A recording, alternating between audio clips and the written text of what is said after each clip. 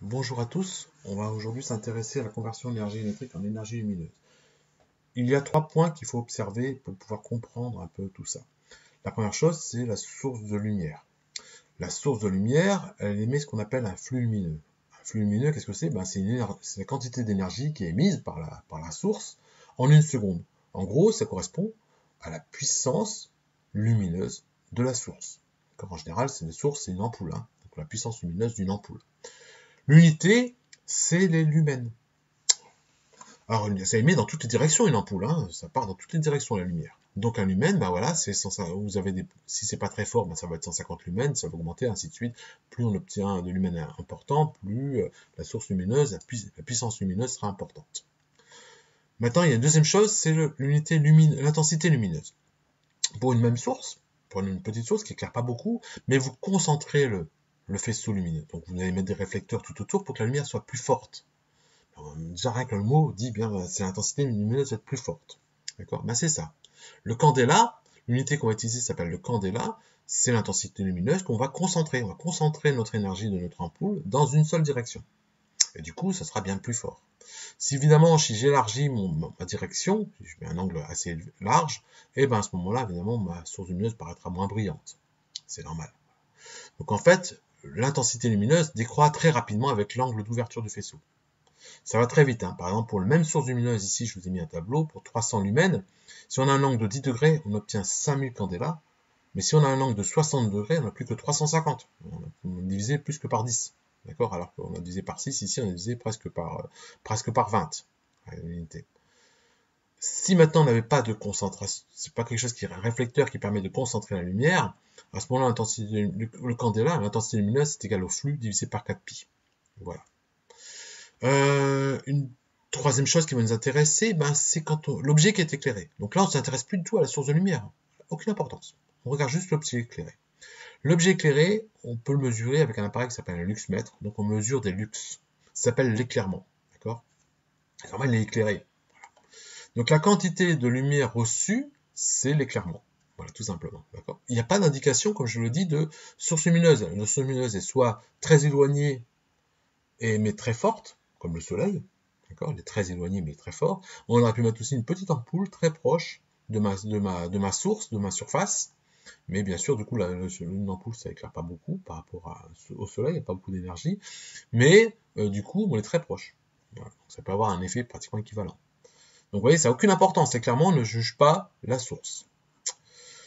Un lux, c'est 1 lumen par mètre carré. Alors, ce qui est important, oui, l'unité qu'on va utiliser, ce sont des surfaces. On va s'intéresser à une surface, donc il faut une unité de surface. Donc l'unité, c'est le mètre carré.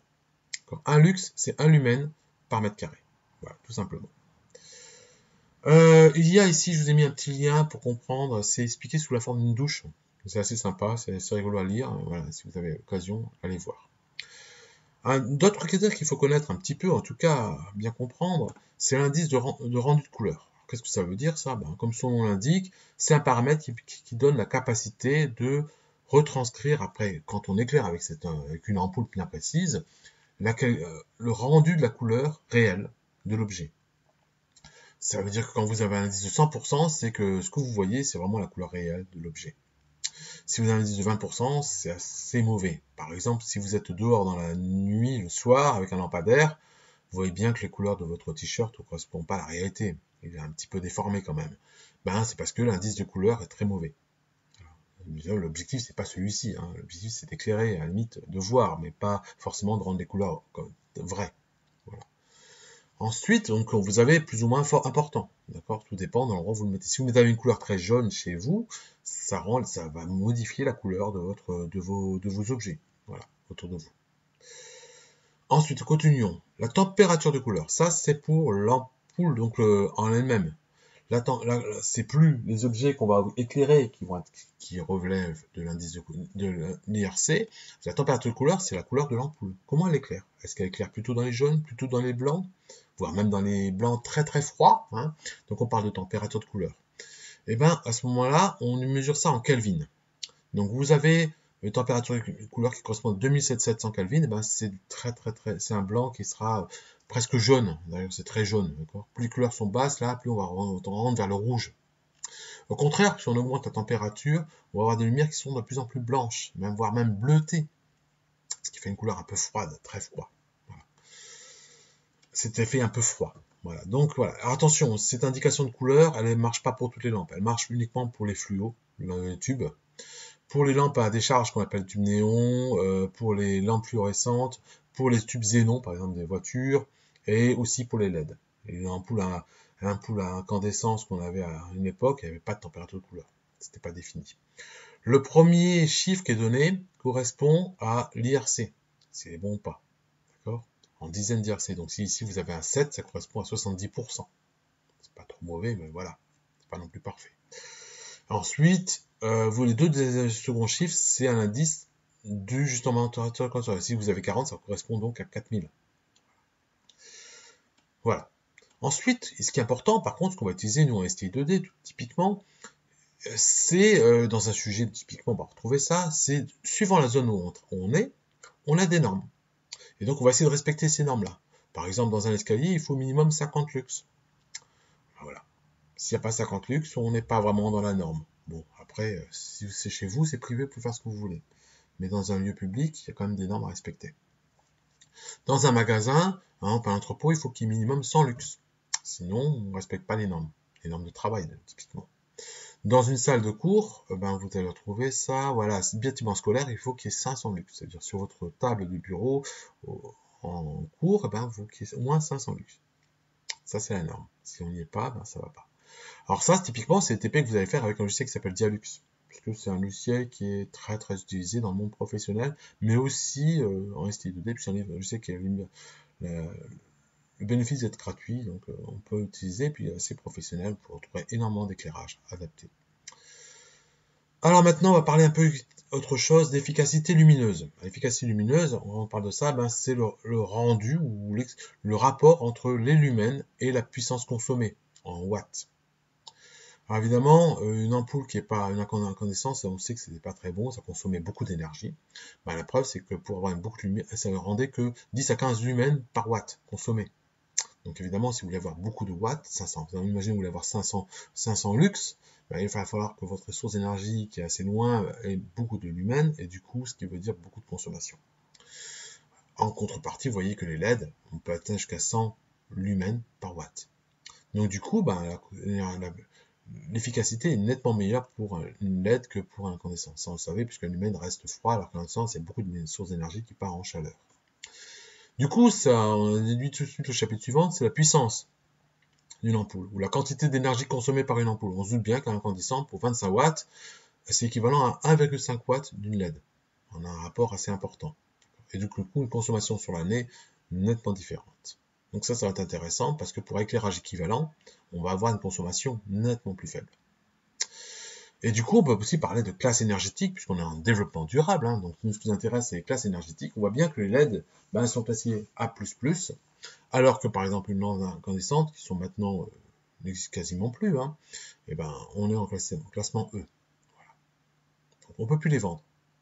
Mais on peut encore peut-être en trouver chez soi. Voilà. Donc, évidemment, la consommation n'a rien à voir. Parlons maintenant, on va arrêter avec la source lumineuse, qui soit généralement une ampoule. On va s'intéresser maintenant aux luminaires. Vous n'achetez pas qu'une ampoule en général, vous ne mettez pas qu'une ampoule au plafond, vous mettez un luminaire. Il faut espérer, c'est peut-être plus sympa quand même. Donc un luminaire, il y a plusieurs informations. Vous avez d'abord le flux. Est-ce qu'il est direct, vous voyez vers le bas, donc intensif ou pas intensif, ou si c'est un peu plus large, ça s'appelle expansif. Indirect, vers le plafond, et des fois mixte. Donc ça dépend. Si je prends ce luminaire ici, là c'est plutôt vers le bas, c'est pas vers le haut visiblement. Donc ça sera, et puis vu la largeur qu'on a, je ne sais pas si on est dans un direct intensif ou direct expansif. On peut peut-être entre les deux. Mais voilà, un peu l'idée. Alors il y a une norme encore une fois pour ça, qui exprime pour chaque luminaire sa quantité de lumière qui va vers le bas et dans quel sens, et vers le haut s'il y en a aussi, dans quel sens, quel pourcentage. Alors c'est désigné par des lettres qui vont de la A à J. Donc, si vous êtes un flux direct, quand vous êtes après des flux indirects, ça continue de J jusqu'à une autre lettre, ça s'appelle jusqu'à la lettre avant T, et à partir de T, on est dans le flux complètement indirect. C'est ce qui est exprimé ici. Donc, on a ici un rapport, vous voyez qu'ici, donc quand on est de ce côté, c'est que la lumière va vers le haut. À ce moment-là, on est en flux indirect, c'est T. Quand on est dans ces angles-là, quand on est dans la partie F1, on ne voit pas ici, mais c'est F1, cette zone ici, c'est du flux direct. Je vais un petit peu descendre ça. Voilà, j'espère que ça va marcher. Voilà. Donc ici, on est en flux direct, intensif. Après, on est en flux direct expansif. Et au fur et à mesure qu'on s'éloigne, on va passer en flux après indirect. Ça commence à éclairer ici, presque vers le plafond. Voilà. Donc on a des lettres directes. Toujours F à J, ça va être direct expansif. De K à N, c'est semi-direct, ça n'éclaire pas tout à fait, donc c'est le F3, c'est ici, ça éclaire un petit peu vers le plafond, mais pas beaucoup. Et mixte, c'est F4. Quand on est ici, c'est clair, on voit de la lumière quand même au plafond, on peut faire ce que vous voulez, il y a quand même de la lumière qui arrive au plafond. Et puis complètement inversé, c'est F5. D'accord? Donc on a des valeurs. Ces valeurs-là sont exprimées par rapport à un rendement. D'accord? Donc le rendement, c'est le flux de la lumière sortant du luminaire, de votre lampe, de votre éclairage, par rapport au nombre du flux luminaire qui est généré par les ampoules. Encore une petite différence. Et ce rendement-là, il est exprimé ici. Donc, quand vous achetez un luminaire, vous aurez marqué 0,39D, ça veut dire que 39% du flux total de la lumière va être envoyé vers le bas, d'accord, puisque D, c'est un flux direct intensif, plus 0,26% ici de T, ça veut dire que le flux indirect, on aura 26%. Au total, on ne va pas dépasser des chiffres très très grands, mais globalement, tous les luminaires, je l'ai exprimé ici, ne peuvent pas dépasser 70%.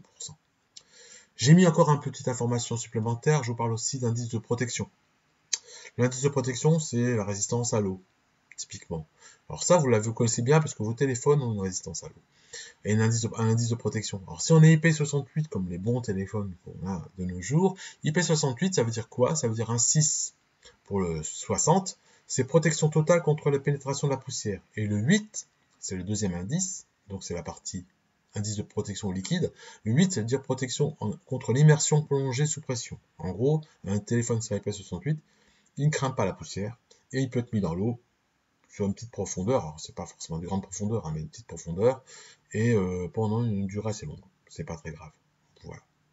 On aurait pu parler aussi d'indices pour les luminaires d'encastrement, pas d'encastrement. Donc c'est des choses que vous verrez quand on fera de l'architecture.